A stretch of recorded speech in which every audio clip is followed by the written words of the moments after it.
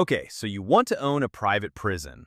You build a secure facility with reinforced housing units, electronic doors, medical rooms, kitchens, control centers, fences, cameras, and enough beds for more than 1,000 people. Then you sign a contract with a government agency. The agency sends people to the building. You feed them, guard them, transport them, provide medical care, and submit an invoice for every day each bed is occupied. You do not need advertising. You do not need a recognizable brand. The people inside do not compare your rooms with a competing facility and decide to leave because the mattresses are softer somewhere else. The government creates the demand, controls the population, and sends payment from a public budget. At first, it looks like one of the most predictable businesses imaginable. Build the prison once, keep the beds full, and collect a daily rate for years. Here is the problem. You do not control how many people arrive, how long they remain, what level of care they require, what staffing standards the contract imposes, or whether the government renews the agreement when the term ends. Your entire business may depend on one customer that can change policy after an election, move the population to another facility, reduce funding, or terminate the contract for convenience. And the moment that customer stops sending people through the gate, the prison does not become an ordinary empty building. It becomes a highly specialized structure with razor wire, secure cells, reinforced doors, control rooms, and almost no alternative use, while maintenance, insurance, security, debt, and property costs continue. That is the strange economics of owning a private prison. You are not buying prisoners. You are building a government contract in concrete. Before we talk about revenue, we need to separate several businesses that are often placed under the same label. A private company may own a correctional facility and operate it. It may operate a prison that the government owns. It may own a secure building and lease it to a public agency that provides the staff. It may manage an immigration detention center, a county jail, a state prison, a federal contract facility, a residential reentry center, or an electronic monitoring program. These businesses can all involve government custody, but their financial structures are different. An owned and managed facility gives the company control of the real estate and a larger stream of operating revenue. But the company also finances the building and carries the risk that it becomes empty. A managed-only contract requires less capital because the government owns the property, but the company can be replaced by another operator when the agreement is rebid. A lease-only arrangement resembles specialized public sector real estate. The owner collects rent while the agency or another contractor handles daily operations. Core Civic, one of the largest companies in the industry, reports these activities through separate segments for correctional and detention operations, community and reentry services, and properties leased to government customers. That separation tells you what this business really is. Part corrections company, part government contractor, part healthcare and food service operator, and part highly specialized landlord. The most dangerous version is the one where you both own and operate the building, because you carry the operational risk and the real estate risk at the same time. So let us start with the building. A large correctional facility may be placed in a rural area where land is inexpensive and local officials want jobs. Cheap land helps, but the building itself is not cheap. You need secure housing units, intake areas, visitation rooms, kitchens capable of producing thousands of meals, medical and dental space, recreation areas, classrooms, laundry systems, backup power, controlled vehicle entrances, staff facilities, weapons storage, perimeter lighting, electronic surveillance, and multiple layers of fencing. Doors are not ordinary doors. Windows are not ordinary windows. Plumbing, furniture, communication systems, and fixtures must survive constant use inside a controlled environment. A mistake in the design can remain expensive for decades because changing movement patterns inside an occupied secure facility is far harder than renovating an office. The layout determines how many officers are needed to supervise each area, how quickly staff can respond to an incident, how food and medicine move through the building, and whether one section can be closed when population falls. A poorly designed prison can create a permanent labor problem. If sightlines are weak or housing units are divided inefficiently, the company may need more employees on every shift for the entire life of the contract. One architectural decision made during construction can become millions of dollars in future payroll. This makes the prison different from ordinary commercial property. A warehouse can become a distribution center for another company. A hotel can be renovated and rebranded. An office building can be divided among tenants. A prison containing more than 1,000 secure beds has almost no natural private market customer. The cells are too small for apartments. The security systems are too expensive for a warehouse and too restrictive for a school. The rural location may be useful when the government wants isolation, but unattractive for almost every normal real estate use. The value of the building does not come from the concrete alone. It comes from permission and demand. Without a government agency willing to place people there, replacement cost becomes almost irrelevant. You may have spent more than $100 million constructing the facility, but the resale market could consist of one or two public buyers, another prison company, or nobody at all. You are not really building real estate. You are building a contract in concrete. Now, suppose the facility is ready and the government awards you an operating agreement. Most contracts have a fixed term, often with renewal options. The company may expect those options to be exercised, especially if the agency lacks enough beds of its own. But an option belongs to the customer. CoreCivic tells investors that government partners can generally terminate management contracts for non-appropriation of funds or for convenience, and that contracts may not be renewed even when the company expects a high renewal rate. This means a 5-year agreement does not always behave like 5 guaranteed years of private revenue. Public budgets are appropriated annually. Political priorities change. The agency may consolidate populations, build its own facility, rebid the work, or decide that the type of custody provided by your building is no longer needed. The contract can disappear while the mortgage remains. If the contract does survive, revenue is often measured in something called a compensated man day. The phrase sounds technical, but the idea is simple. One person in your care for one calendar day creates 1 unit of compensated activity. If the government pays $110 per day and the facility houses 1,000 people, the headline revenue is $110,000 per day, or a little over $40 million during a full year. Increase the population by 100 people, and annual revenue rises by roughly $4 million. Lose 100 people, and approximately the same amount disappears. This is why occupancy is the central operating number. In 2025, CoreCivic's safety facilities reported average revenue of about $110.19 for each compensated man day. Operating expenses were about $84.49. That left operating income of approximately $25.70 per compensated day, with an operating margin a little above 23%. At first, that looks like a straightforward spread. Receive $110, spend $84, keep about $26. But the composition of those expenses reveals the real trap. Roughly $61.75 of the daily expense was classified as fixed, while about $22.74 was variable. The company reported average compensated occupancy below 80%. This tells you what happens when a bed becomes empty. Nearly all of the revenue attached to that bed can disappear, but much of the cost structure does not. The empty person does not need meals, clothing, routine medicine, or some consumable supplies. Those are variable savings. The perimeter still needs security. The control room still needs staff. The kitchen may prepare fewer meals, but it cannot disappear. The medical unit must remain available. The lights, ventilation, water, insurance, software, maintenance, administration, and supervisory structure continue.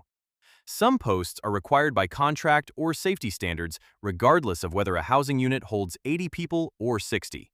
A prison therefore behaves like an airline or hotel in one important way. The unused capacity cannot be stored and sold tomorrow. But it is worse than a hotel because the owner cannot lower the room price and attract a spontaneous customer. The government controls the arrivals. Occupancy is not a marketing problem you can solve with the weekend discount. It is a political and contractual decision made by somebody else. Some contracts reduce this risk through guaranteed minimum payments. Under those agreements, the agency promises to pay for a certain number of beds even when it uses fewer.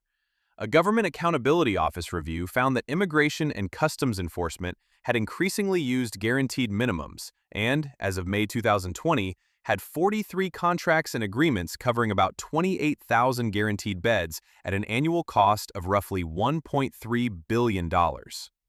In one example, ICE guaranteed payment for 640 beds at $155.65 per bed, while additional people above that threshold were priced at a much lower rate. This structure exists because the first occupied beds carry the largest share of the facility's fixed costs. Once the minimum staffing, building, medical, kitchen, and security structure is funded, the marginal cost of the next person can be much lower. For the operator, a guaranteed minimum is not simply extra profit. It transfers occupancy risk back to the government.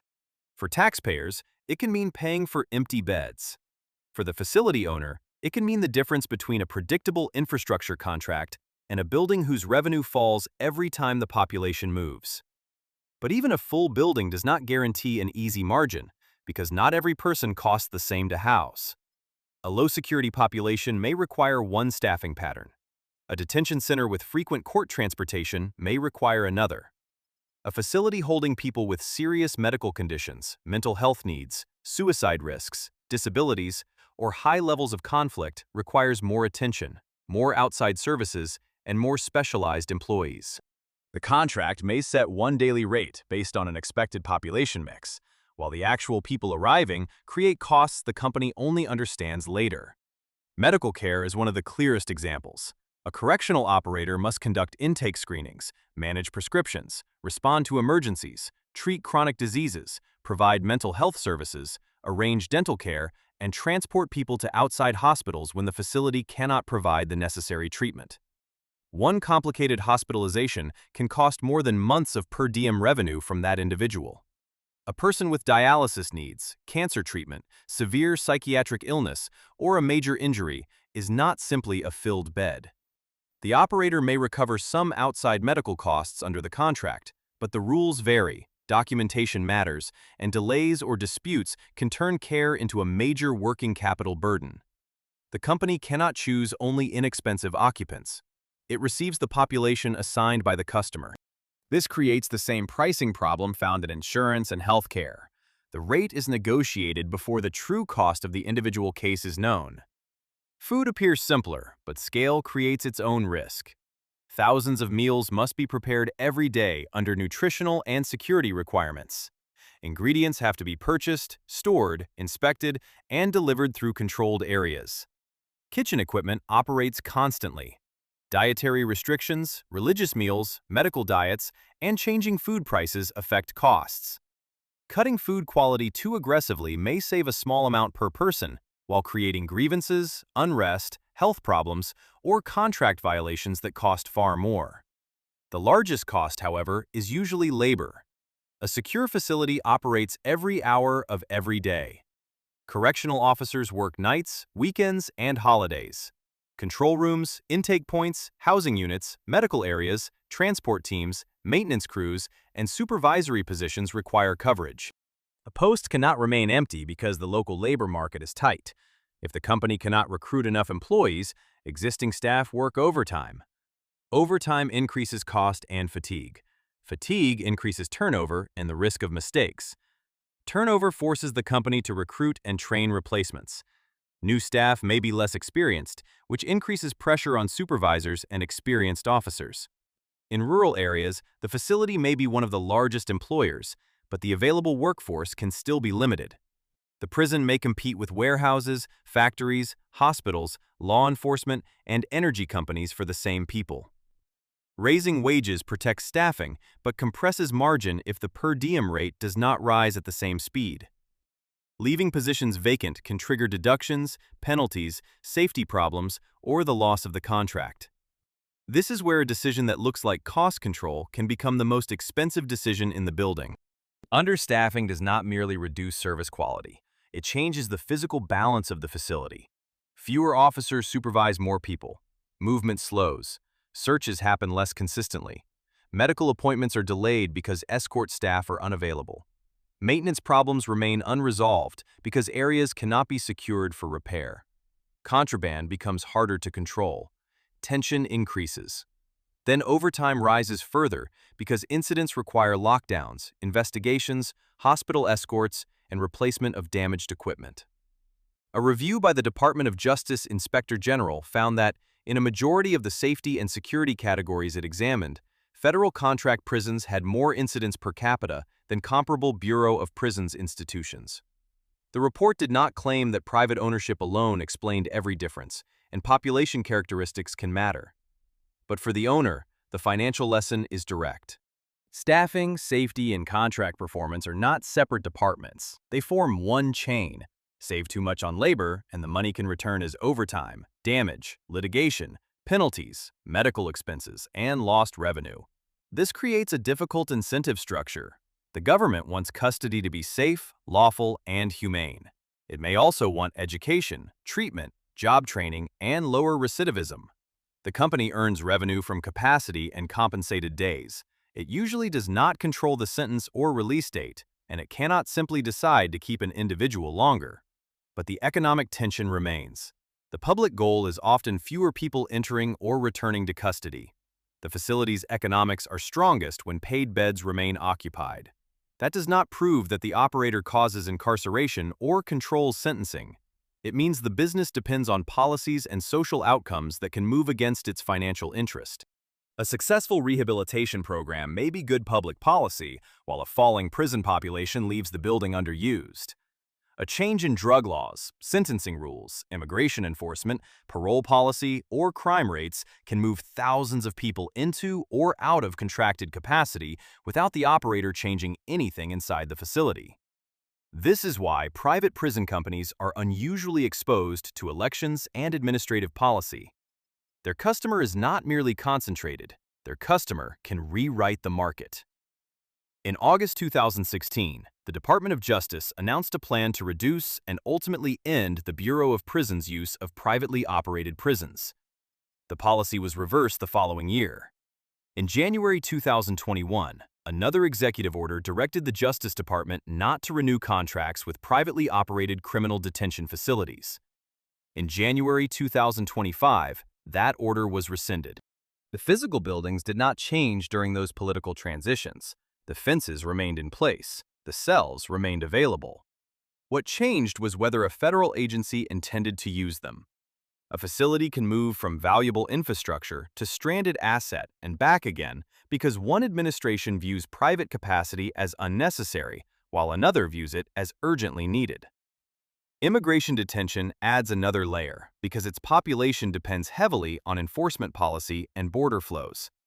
In 2025, GEO Group announced new contracts connected with several thousand secure beds and hundreds of millions of dollars in incremental annualized revenue, including the activation of previously idle company-owned facilities. A building that had produced carrying costs while empty could suddenly become valuable because policy changed and the government needed capacity quickly. That sounds like proof that idle prisons are excellent options on future demand. Sometimes they are, but options cost money, and the owner does not know how long the wait will last. A prison contract can also disappear without a presidential order or dramatic legal reform. Most agreements have expiration dates and option periods.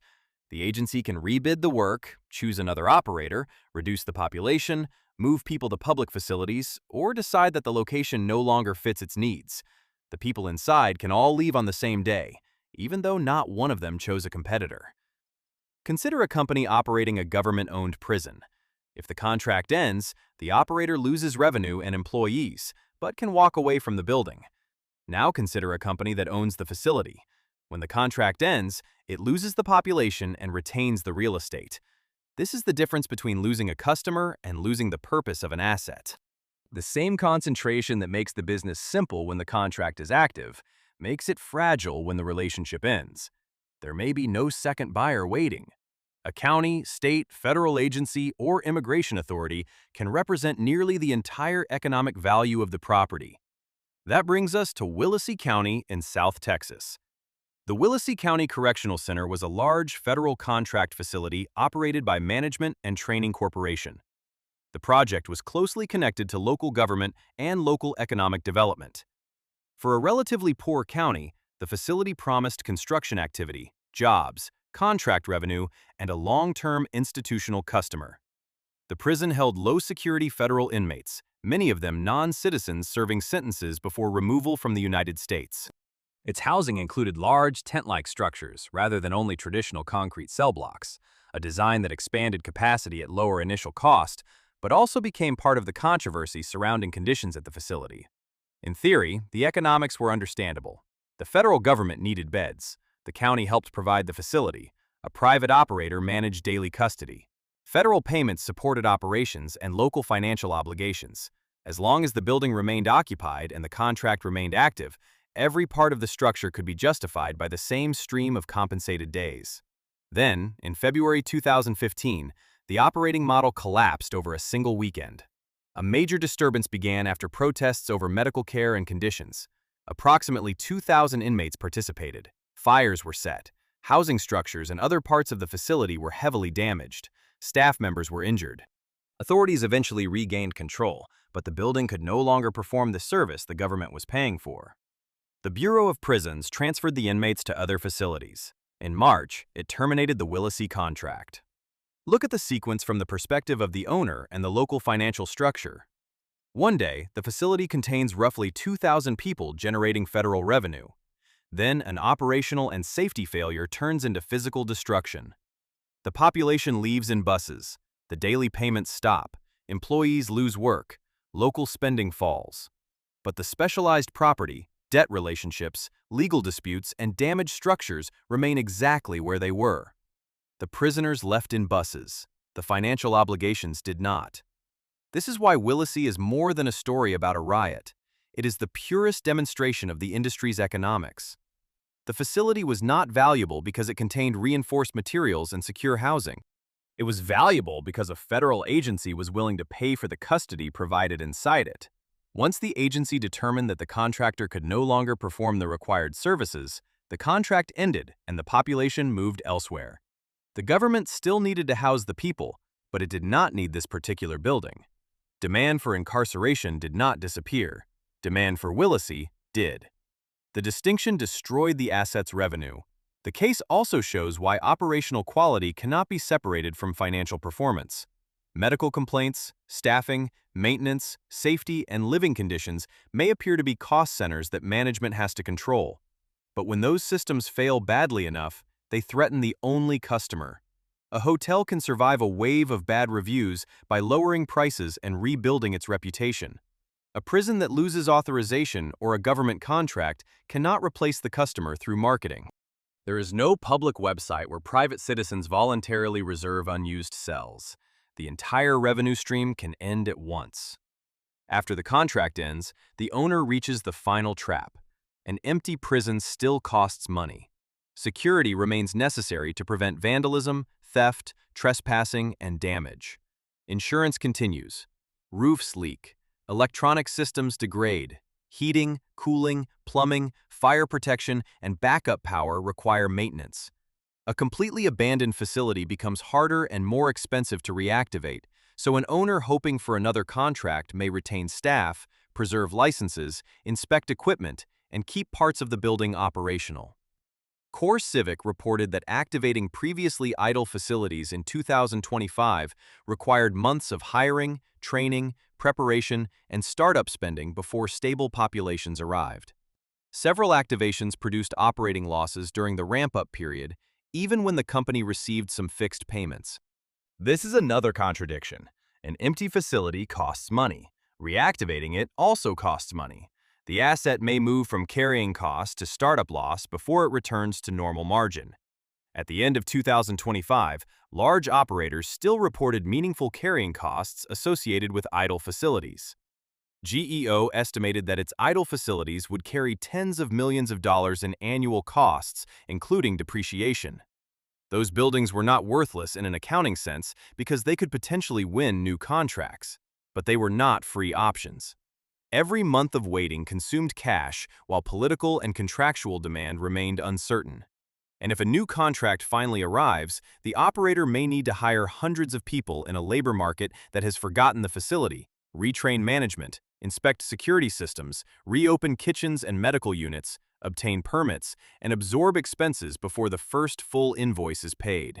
So if you do decide to own a private prison, understand what you are actually buying. You are not buying a guaranteed stream of government money, and you are not buying control over the people who fill the beds. You are buying a specialized building with almost no alternative use, a labor-intensive operation that must function every hour of every day, and a contract with one political customer that controls the population, the standards, the rate, and often the future of the asset. You earn revenue one compensated day at a time, but most of the building's cost does not disappear when the next bed becomes empty. You can increase margin through occupancy and operating discipline, but cutting too deeply into staffing, healthcare, maintenance, or safety can create the incident that destroys the contract. The public goal may be fewer people in custody, while your fixed cost structure works best when paid beds remain full. A new administration can reactivate an empty facility and turn it into valuable capacity. Another can move the population away and leave you guarding an expensive concrete shell. You are not buying prisoners. You are buying a government contract attached to a building that can lose most of its economic value the moment the government stops sending people through the gate.